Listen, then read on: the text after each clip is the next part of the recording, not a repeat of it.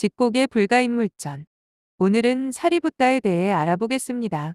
석가모니의 10대 제자 중 필두인 인물이다. 그가 열반하기 전까지 석가모니의 제자들 중 석가모니를 대신해 설법을 할 정도로 존재감이 압도적이었다. 이 때문에 남방불교 경전에선 물론이고 대승경전에서도 자주 등장한다. 금강경과 함께 널리 알려진 반야심경은 사리자 즉 사리부타를 향해 관자재 보살이 설법하는 내용이다.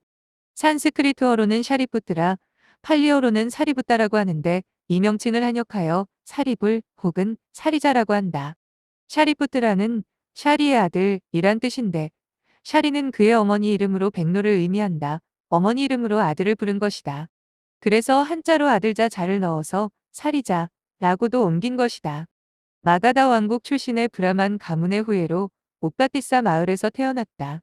사리불과 목련은 왕사성에서 가까운 이웃 마을 친구였다. 사리불은 나라타 마을 출생, 목련은 구리가 마을 출생이었다. 사리불 본 이름은 우빠티샤였고 목련의 본 이름은 구리다였다.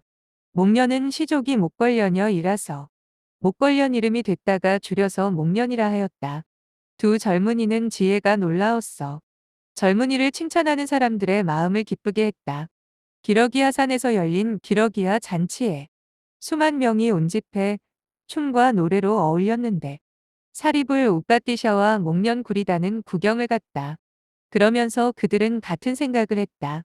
방탕한 생활이야. 저러다가 늙으면 어쩌지.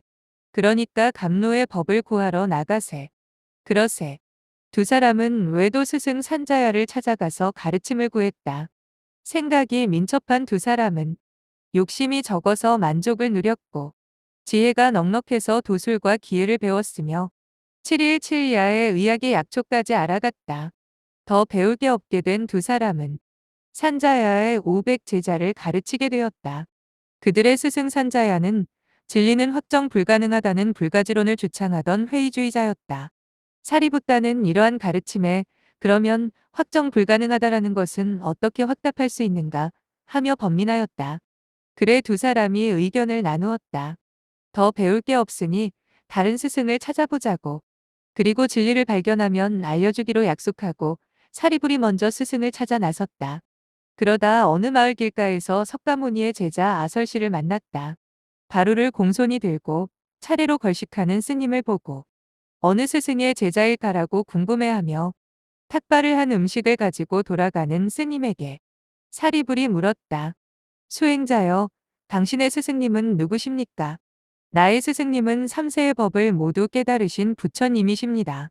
그 대답에 사리불은 지혜가 더 열리는 느낌이 들어 석가모니의 가르침에 대해 자세히 물었다. 그대의 스승의 가르침은 무엇입니까? 가르침의 의미는 무엇입니까? 벗이여, 나는 출가한 지 얼마 되지 않아 가르침과 계율의 초년생입니다. 그대에게 가르침을 온전히 전할 수는 없지만 그러나 간단히 그 뜻을 말할 수 있습니다. 존자여, 많든 적든 저에게 말해 주십시오. 뜻만 말해 주십시오. 많은 수식보다는 그 의미를 듣고 싶습니다. 이에 아설시 존자는 말하였다. 모든 것은 원인으로부터 생기고 모든 것은 원인에 의해 소멸한다고 말씀하셨습니다. 위대한 사무는 이런 가르침을 주셨습니다. 사리부타는 이런 간결한 표현의 법을 들었을 때 티 없는 진리의 눈이 열렸다. 그래서 생겨난 것은 무엇이든 소멸하게 마련이다. 라고 깨달았다. 그리고 말하였다. 이것이 참으로 진리라면 우리들이 무수한 것 동안 보지 못하고 지나쳤던 슬픔 없는 길을 그대는 꿰뚫었습니다. 그는 석가모니의 가르침을 전해 듣자마자 곧장 예류과 즉 수다원과에 이르렀다. 아설시를 통해 전해 들은 석가모니의 가르침이 수승한 지혜라는 걸 알고 목련을 만나 두 사람은 불제자가 되기로 결심했다. 그리고 전 스승이었던 산자야를 찾아가 이야기하니 스승이 펄쩍 뛰었다. 이 교단을 자네 두 사람이 맡아서 가르치게 나는 아무 간섭도 않겠네라고 제안을 했지만 두 사람의 올바른 진리에 대한 갈망을 막을 수는 없었다. 두 사람은 산자야 교단을 떠나 부처님에게로 갔다. 부처님은 두 사람이 따르는 무리를 데리고 오는 걸 알고 모든 비구에게 말씀하셨다. 무리를 이끌던 두 사람이 우리 권속이 되기 위해 이리로 오고 있다. 깨끗한 자리를 넓게 깔아라. 그렇게 사리불과 목련이 중림정사의 문을 들어섰다. 정사의 뜰에 그득하게 모인 세 권속이 모두 석가모니께 절하며 세존 앞에서 출가하기를 원하나이다. 저희들에게 구족계를 주시옵소서. 부처님이 말씀하셨다. 잘 왔구나. 비구들아. 부처님 그 말씀 한마디에 모든 수계자들의 머리칼이 깎여지고 법복이 입혀졌으며 바루까지 하나씩 주어졌다. 부처님이 말씀을 이으셨다. 사리불과 목련은 우에 있는 법의 친구이다. 전생에는 남매로 지낸 일도 있다. 그리고 수기를 내리셨다. 사리불은 지혜제일의 비구가 될 것이다. 목련은 신통제일의 비구가 될 것이다. 이렇게 사리붓다와 목련은 자신들을 따르는 수행자 250여 명을 이끌고 불문에 귀의했고 석가모니도 그들을 특별히 아껴 사리붓다를 자신의 오른쪽에 목갈라나를 왼쪽에 앉혀 그들이 자신의 수제자임을 분명히 하였다. 이들보다 먼저 들어온 비구도 많았기 때문에 불만의 목소리가 있었으나 석가모니는 둘의 전생 이야기까지 하면서 설득하였다. 사리붓다는 한때 데바다타는 신통과 위력이 뛰어난 비구라고 칭찬한 적이 있었다. 그러나 훗날 데바다타가 석가모니의 교단을 떠나 자기 교단을 세우려 들면서 교단의 분열자가 되었다. 사리붓다도 석가모니와 그 교단에 헌신하여 데바다타가 일부 비구들을 이끌고 교단을 이탈하여 가야산으로 갔지만 목갈라나와 함께 나서서 그들을 찾아가 비구들을 조리 있게 설득하여 돌아오게 하는 등 활약하였다.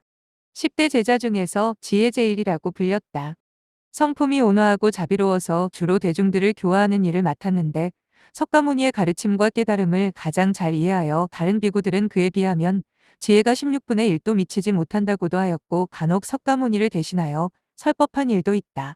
또한 외법에도 밝아 위의 데바다타의 얘기처럼 이들 교리의 허점을 논파하는 데에도 능했고 한편으로는 방대한 지식을 살려서 불교 교리를 대중이 쉽게 이해하게끔 정리하는 데에 일조하여 오늘날 대승불교의 기초를 마련했다고도 말한다.